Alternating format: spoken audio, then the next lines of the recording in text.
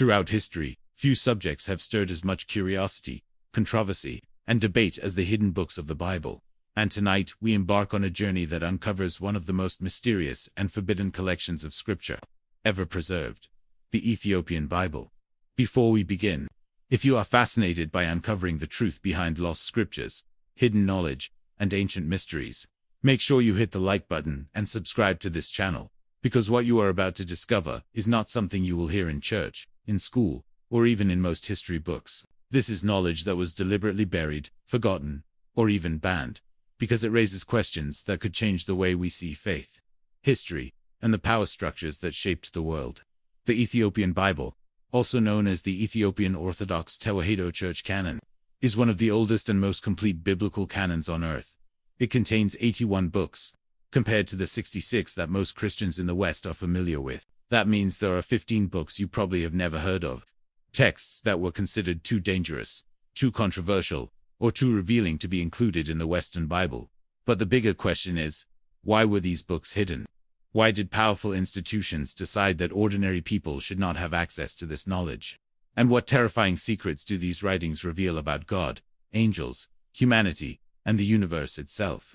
To understand why the Ethiopian Bible was considered forbidden, we need to travel back in time to the earliest centuries of Christianity. The Ethiopian Church traces its roots directly to the Apostolic Age, when Christianity spread into Africa before it even reached much of Europe. Ethiopia was one of the very first nations to adopt Christianity officially, centuries before Rome would make it the religion of the empire. This means that their Bible and traditions preserve some of the most ancient strands of Christian faith, untouched by later councils and imperial politics. While Europe was still debating which books to include, which to ban, and which to burn, Ethiopia had already canonized texts that it considered sacred and inspired. Among them are books like the Book of Enoch, Jubilees, and the Ascension of Isaiah, works that Western Christianity rejected, suppressed, or labeled heretical. These texts describe realms of heaven and hell, cosmic battles between angels, the origin of demons, and prophecies about the coming of Christ, with details so specific and mysterious that one cannot help but wonder why they were excluded. Was it simply because they didn't fit the theological agenda of Rome? Or was there something more, something hidden? The Book of Enoch, for example, is perhaps the most famous of these forbidden writings.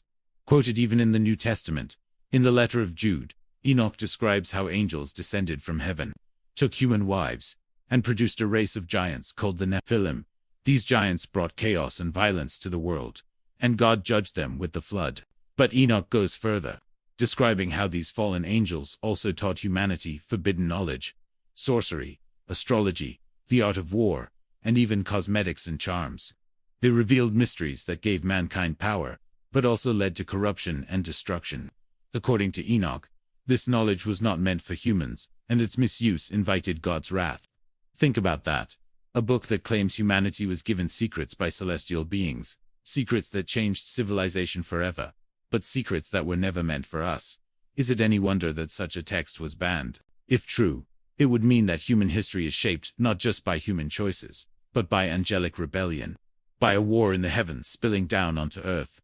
This idea was considered far too dangerous, too mythic, too unsettling for the developing church to allow into the canon, and so it was cast out. Yet Ethiopia preserved it, treasured it, and passed it down, refusing to erase it from memory.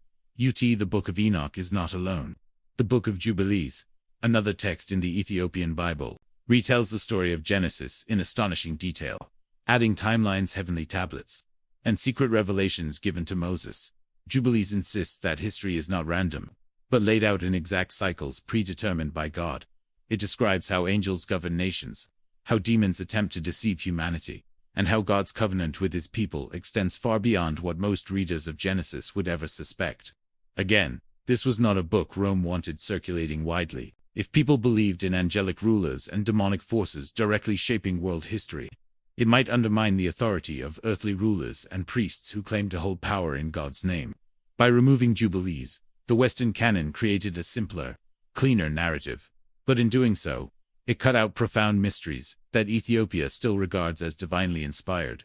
The Ascension of Isaiah is another haunting text, preserved in the Ethiopian canon, that takes the prophet Isaiah on a journey through the heavens. He sees layers of angelic beings, hears divine secrets, and even foretells the coming of Christ in astonishing prophetic detail, centuries before his birth.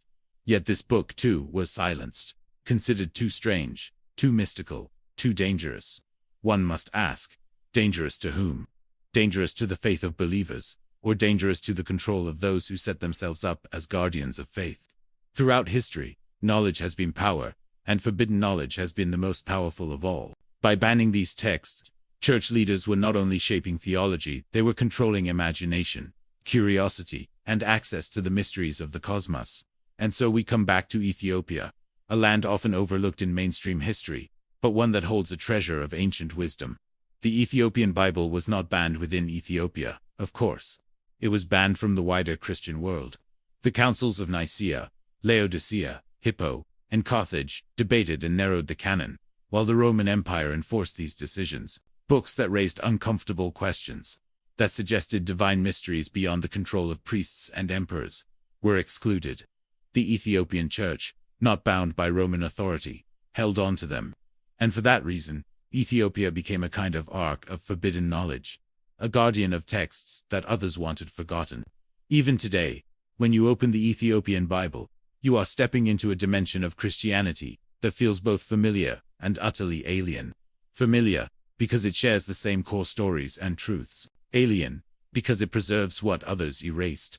Angels who fell from heaven, cosmic calendars of destiny, prophets who journey into heaven itself. So why was the Ethiopian Bible banned? The answer is not simple.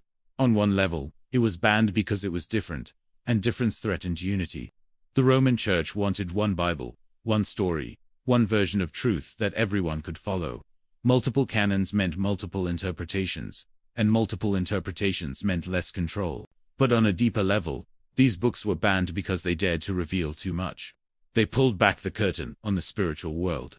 They suggested that humanity is caught in a cosmic struggle, that we are influenced by forces beyond what our eyes can see, and that history itself is guided by heavenly powers.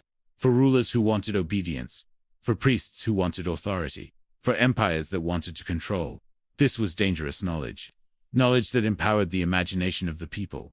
Knowledge that could make them question the official story. As we explore this forbidden knowledge tonight, remember, what is considered heresy in one age may be truth in another. What is banned by one empire may be sacred to another people. The Ethiopian Bible challenges us to ask, what else have we lost? What other stories, books, and revelations were erased from history? And perhaps most importantly, who decides what is holy and what is forbidden? The truth is that forbidden knowledge has always been a weapon. When in the hands of the few, it becomes a tool of control. When in the hands of the many, it becomes liberation. That is why Ethiopia's preservation of these texts matters so much. It is not simply about old books, it is about keeping alive a vision of reality that the powerful tried to silence. And so, as you listen and reflect on these mysteries, remember that we are not just talking about history, we are talking about the present. The same forces that sought to ban, erase, and silence forbidden knowledge still operate today. Information is controlled, narratives are shaped, and truth is often hidden behind layers of authority. But just as Ethiopia guarded the forbidden books, so too can we seek out hidden truths in our own time. Stay with me, because the deeper we go into the Ethiopian Bible, the stranger and more shocking the revelations become.